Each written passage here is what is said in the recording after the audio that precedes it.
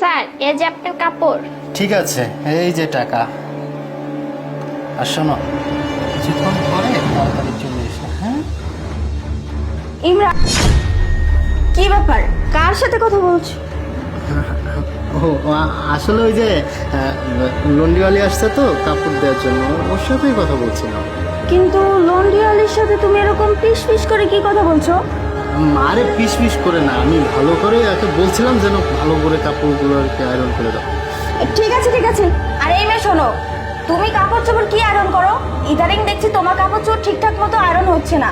শোনো, সুন্দর করে যদি আয়রন না করতে পারো তাহলে কিন্তু এরপর থেকে তোমার কাছে কোনো কাপড় আয়রন করতে দিব না।